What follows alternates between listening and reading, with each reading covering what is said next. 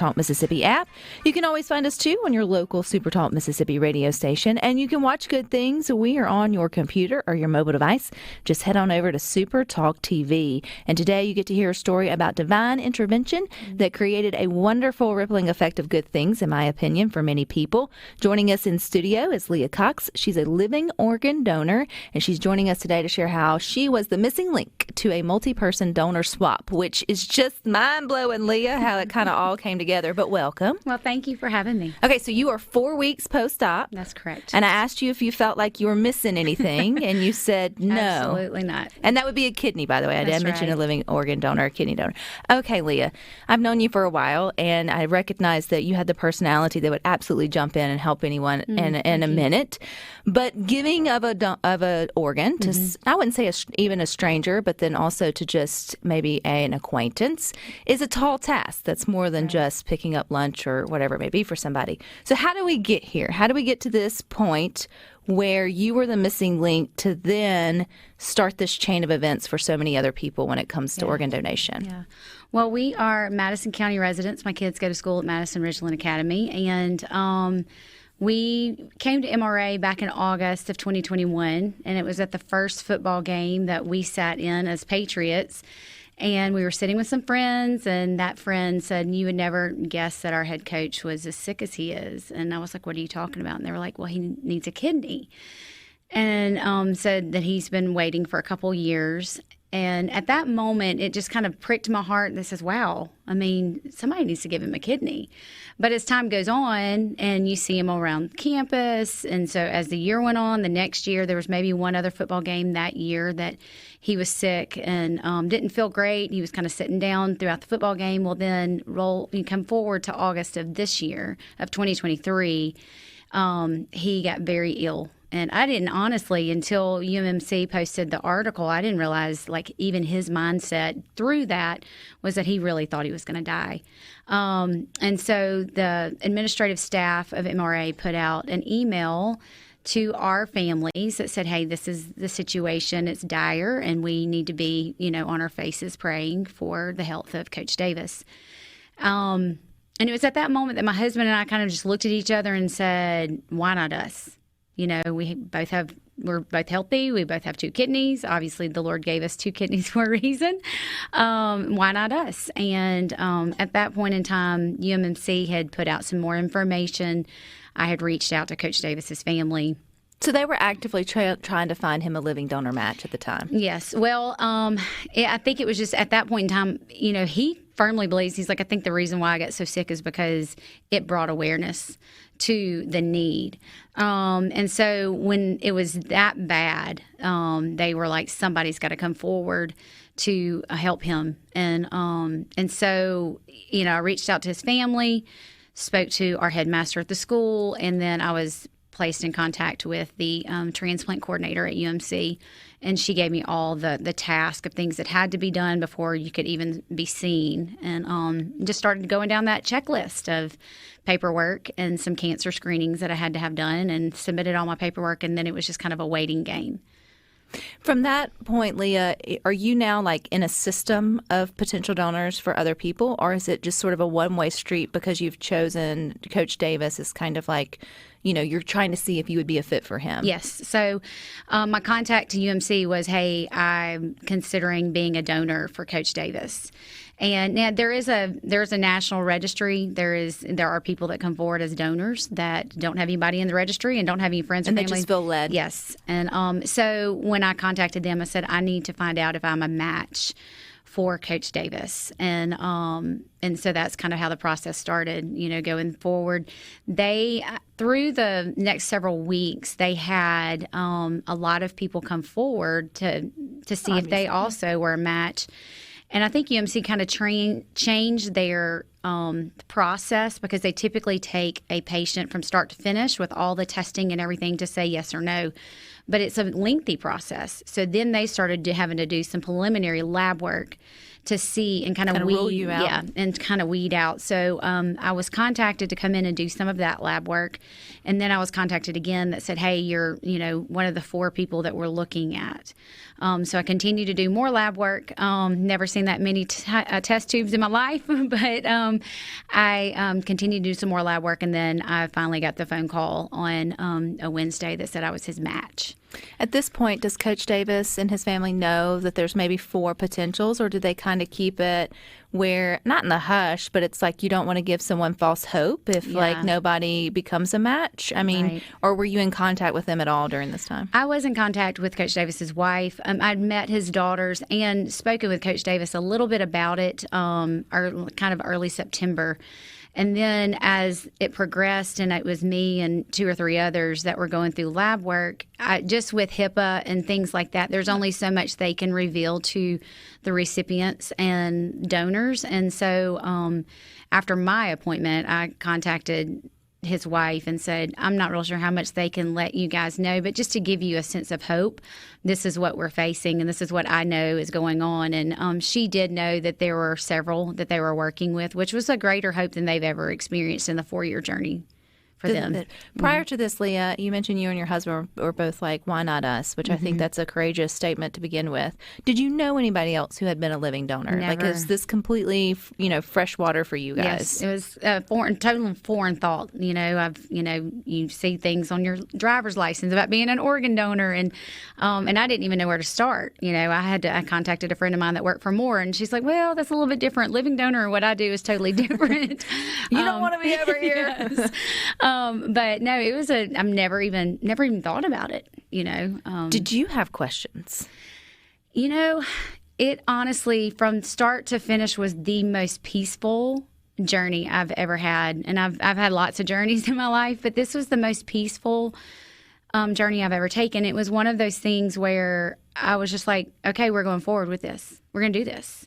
And there were some things that probably the main question for me was, what's my quality of life going to be like afterwards? What are things that I'm going to have to give up? And the main thing is like contact sports. And I'm like, I'm 48. I'm not contact sporting anything. And but as an active life, I live an active lifestyle, and I just wanted to make sure that, hey, can I continue to run? Can I continue to, if I ever want to do another triathlon, can I do that?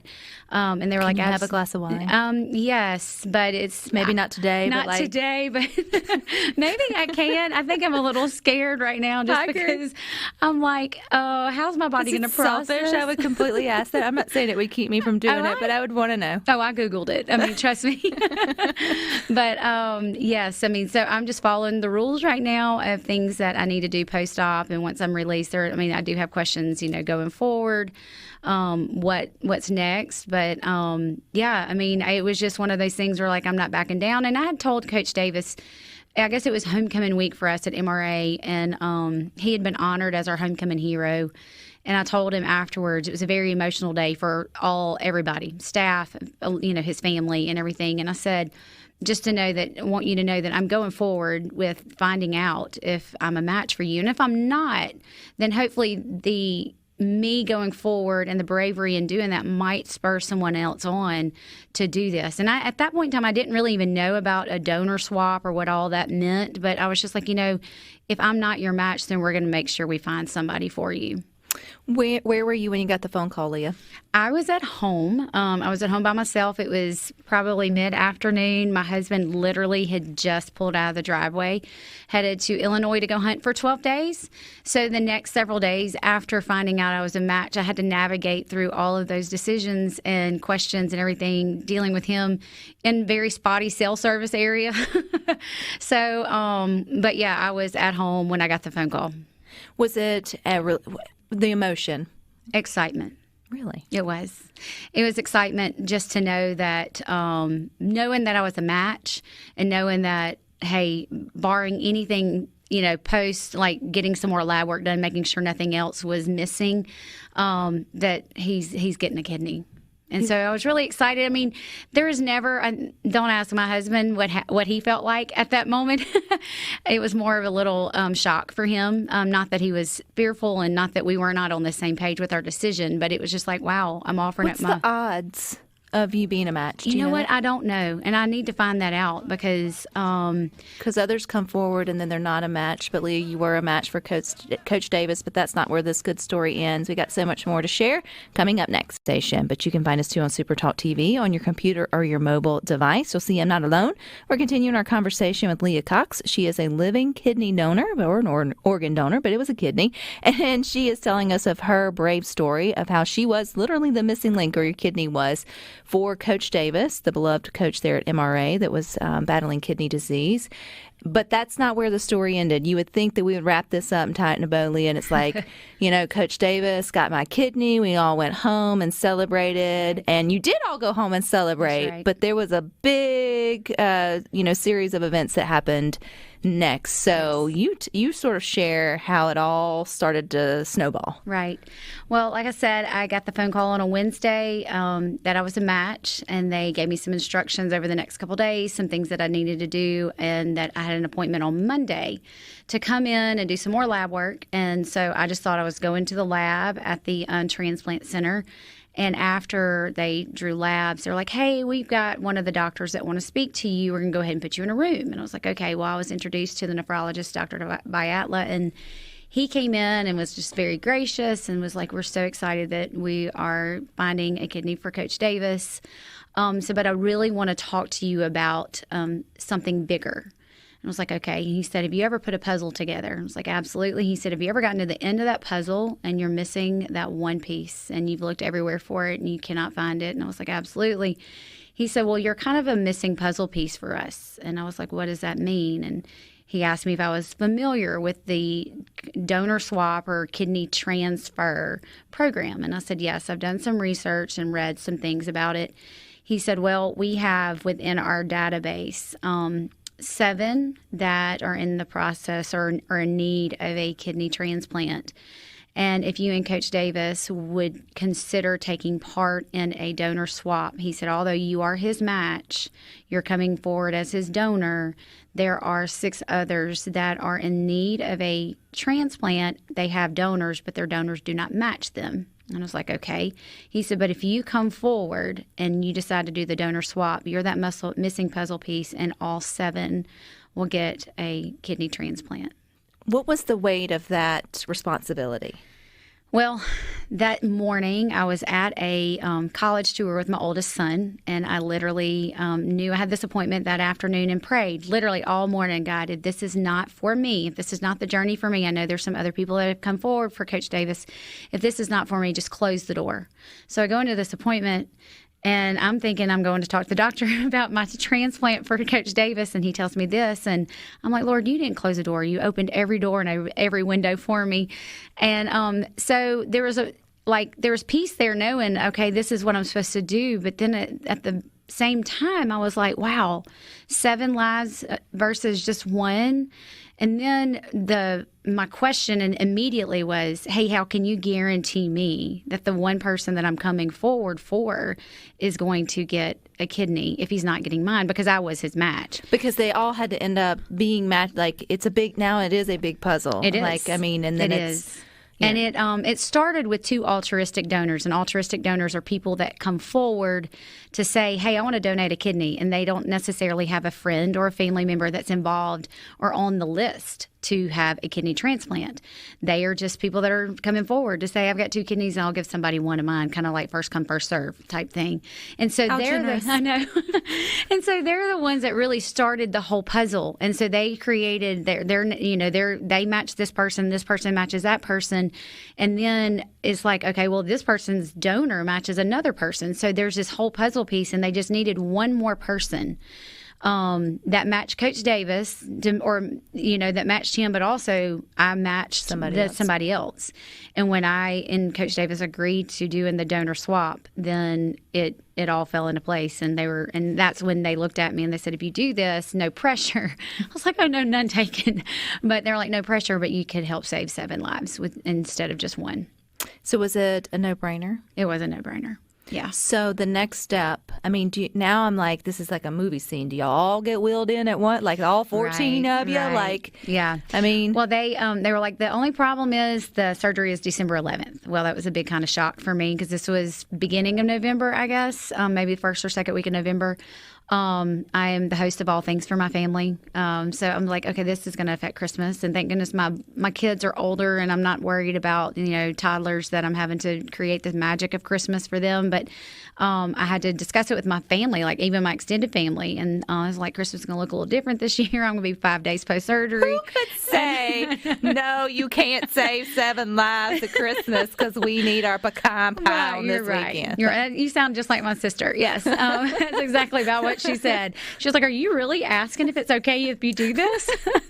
But yeah, so it was set up to where the week of December 11th, so that's a Monday through a Thursday, they had 14 surgeries over those 4 days. So 3 days had 4 surgeries, and then 1 day had just 2 surgeries. And so the day of our surgery, it was me and my recipient, Coach Davis, and his donor that morning. And so it was an all day, I think I got out of recovery around 1 o'clock that afternoon. Do you get to meet your new recipient? Because this is a stranger for you. Yes.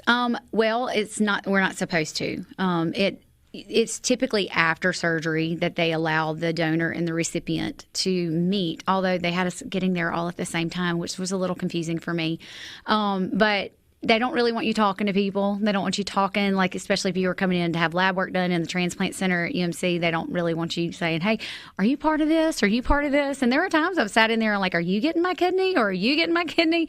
But it, so I found out actually before my surgery who my recipient was going to be, mainly because MRA on Thursday prior to surgery put out a sign-up genius for our MRA families to pray every 5 minutes all day on Monday.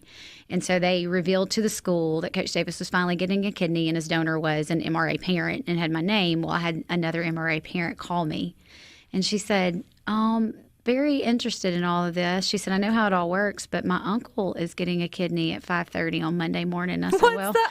I know.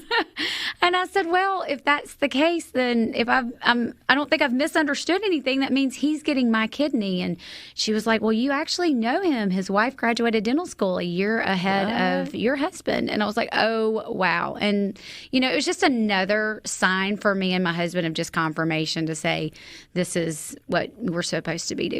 And it also brings to light how many of our own community members or neighbors may be struggling with needing a kidney. Absolutely. Or needing these things that you wouldn't, I don't know what you think a kidney recipient should look like, right? Like it doesn't, you don't walk around with it on your forehead. Yeah. So it could be a number of reasons, and it could be anyone in your community, in your church, in your school, and whatever it may be. Yeah, I've been shocked when I've talked to people about this. Almost every time I start talking about it with somebody, they're going to say, oh, well, I know somebody who did this, or I know somebody who had a transplant. So it's been shocking to see that it happens more frequently than you can imagine.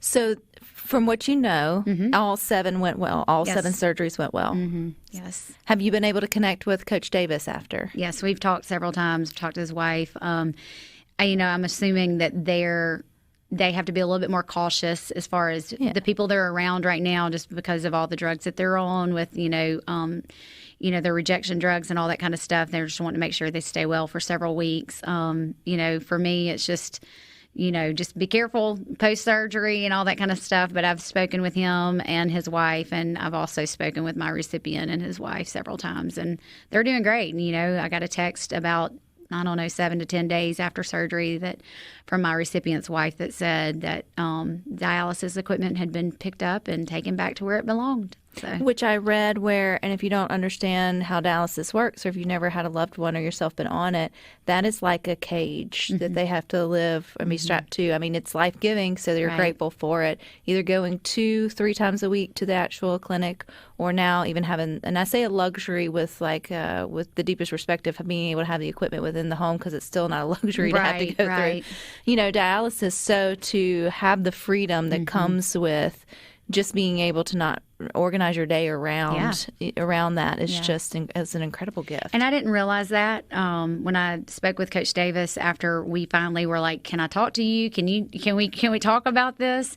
I did not realize what he was going through every day when he left school, and especially like during football season when they're practicing to 6:30 at night. He's gathering his stuff, going home, spending time with his wife, eating dinner, and then he's 4 to 5 hours sitting attached to a machine and has to get up the next morning and do it all over again, with his schedule. Do you happen to know how many are on the the donor list for kidney in Mississippi? And not in Mississippi. I know nationwide it's like 100,000 people. So honestly, you bring more awareness to being a kidney donor, then we could really clear that list quickly. And that's what we're trying to do today with Leah Cox story. And we've got more for you coming up next. You can also catch us on your local SuperTalk Mississippi radio station, or you can always find us too, streaming live over at supertalk.fm. We're finishing up our wonderful story with Leah Cox. She's a living organ donor, and she was the missing link for 7 individuals to get the kidney that they needed to continue to live, which means there had to be 6 other donors, right? That's right. Math is hard, Leah. It's on a Monday. But that means that at least 7 people came forward at one point in time and was willing to give the gift of life through being a living organ donor. You didn't know much about what that role meant prior to knowing Coach Davis's need and story. Now, being on the other side, 4 weeks post-op, looking beautiful, looking like you hadn't done anything. I know you're probably not going to go run a marathon or anything, but what would you say about your experience as being the one, as the living donor? It has truly been a joyful experience for me. Just making that decision to do that, and the surgery and the recovery has been really easy. I mean, there have been some moments that I'm like, oh my gosh, my back's hurting, or an incision was kind of real tender. But other than that, I've had other surgeries that have been worse. Having a C-section was far worse than having this. And so for me, it's been an easier recovery than I expected, honestly. But just to know, to be part of such an incredible journey, an incredible calling, I feel like, on my life, to come forward to help Coach Davis and to help, Jason Smith, who was the recipient for me. It just has blown my mind. How rare is it for a 7 swap to happen? Well, it's the or first, 14 or whatever you call it. It's the first at UMC. I think nationally there have been some other hospitals that have done larger, mainly utilizing the National Registry. But all of this was done at UMC through the UMC registry list, and all the donors were from Mississippi. So it's a huge deal. It's a huge deal. And to me, divine intervention keeps coming back. I know you're definitely a deep woman of faith.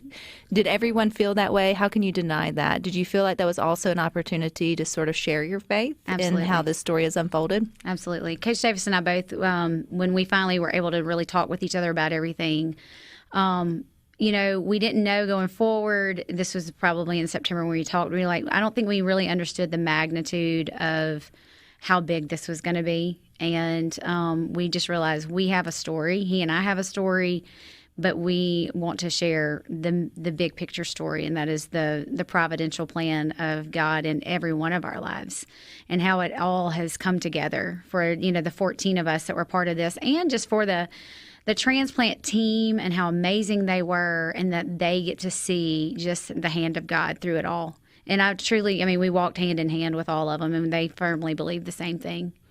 And now you get the opportunity to sort of share your story and bring awareness, which I think is a big piece to all of this.